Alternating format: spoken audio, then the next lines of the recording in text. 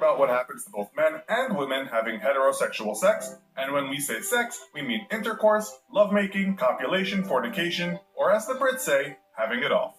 So, let's start with the man. What happens to him? At some point during sex, men reach a point of no return. This is sometimes called ejaculatory inevitability. Pulse rate and blood pressure rise, the sperm leaves him, and his penis has contractions. Now he can return to resting and let his body calm down, which apparently happens faster for men than women. The penis becomes flaccid, and most men will have to wait some time before they can go at it again, but it all depends on age, fitness, and of course the urge to return to the hearth of passion. Some guys at this point will just want to go to sleep. Is this plain rude, or is it a biological necessity? Well, listen up, disgruntled women. Science says it's natural for men to want to sleep, and for various reasons. Notwithstanding the obvious, in that it's often nighttime and tiredness might be normal, another reason is because upon reaching orgasm, men release lots of pent-up anxiety. So do women, and they might feel tired too, but it seems men sleep more after sex, according to research. Another thing is brain chemistry. All these chemicals spill out in the brain when men ejaculate, including serotonin, oxytocin, norepinephrine, vasopressin, and nitric oxide. Some of these chemicals are related to de-stressing and the readiness to sleep. This can lead to that feeling of, phew, and then men want to relax just as they would after any strenuous exercise. It's kind of like getting a hit of morphine, and apparently that hit is much stronger when having sex than when masturbating. One doctor puts it like this when talking about the release of chemicals. They give you a very relaxed feeling, slow down your brainwaves and cerebral functioning, and make you feel pleasantly tired. But it's thought the hormone that is released called prolactin is the main reason men want to sleep. It gives you satisfaction, and the less of it you have, the more likely you will go for round 2 quicker. Really satisfied men may just turn over and start to snore. Another thing is that he might want to go for a pee. The reason? It's chemicals again. Oxytocin and prolactin affect the kidneys, and this makes him run off to the bathroom. Some experts also think it's to clean the urethra from bacteria, a kind of natural need. It might also just be because he's been holding it in during all that messing around. He then finds the pee won't come out. That is normal, because for the sperm to come out, your internal sphincter muscle clamps, and this is to close the bladder. This is to stop the semen from entering the bladder. In a recent article in Cosmopolitan magazine, it was suggested that men who want to cuddle are keepers, but it also says that men who don't might just be succumbing to their own body's demands. You might find that your penis feels a bit sore, but this is just normal after all that contracting. Don't worry, it shouldn't last long. And don't be shocked if your testicles have shrunk, because this is normal too.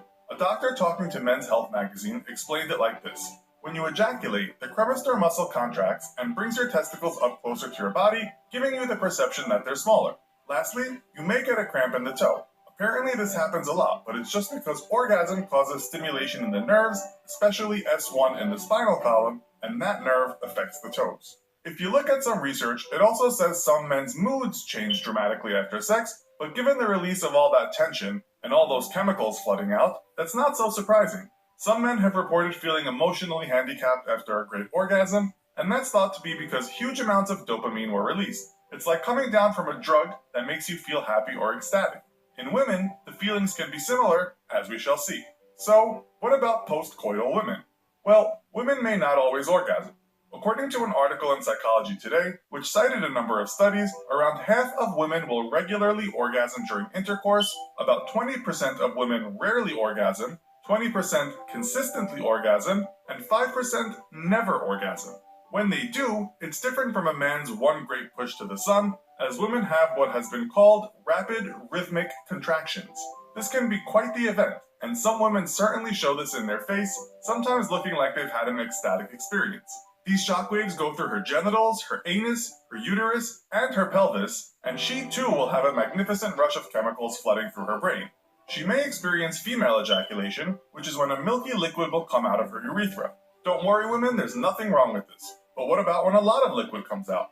A neurophysiologist from Rutgers University in Newark says it's not the same milky stuff if it comes out in large amounts. In that case, she says, it is urine diluted with substances from the female prostate.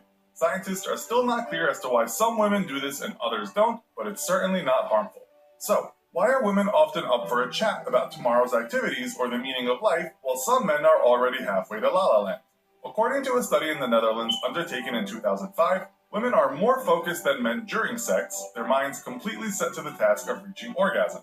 This is because their amygdala and hippocampus, which regulate feelings, kind of turns off. They are at one with sex. Well, at least if they are fully immersed in it.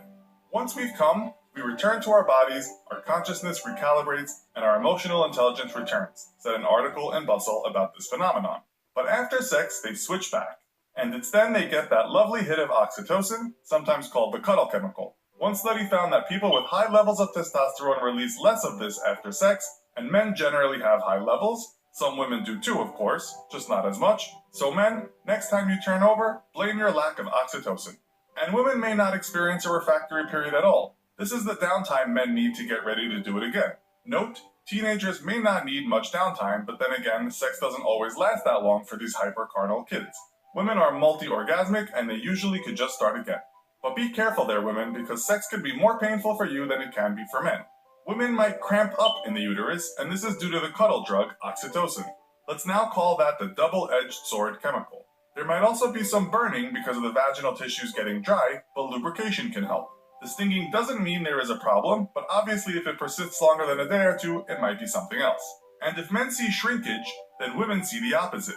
In their breasts at least. Many women's breasts get bigger after sex, and in some women by as much as 25%. According to Women's Health magazine, just how swollen the breasts become differs from woman to woman. The same article also said a woman's clitoris will become very small at point of orgasm, almost disappearing. At the same time, women's nipples may become more sensitive, but this is very natural. Other reports say some women become giddy after sex, and others feel great confidence, seeing their bodies as much more attractive than before. Most reports we can find state that while some women may experience a slump after the sex, it's the men that really suffer from depression, sometimes a week long. But as the saying goes, what goes up must come down, and most of the time, it's worth the ride. So, does this video accurately describe what happens to your body during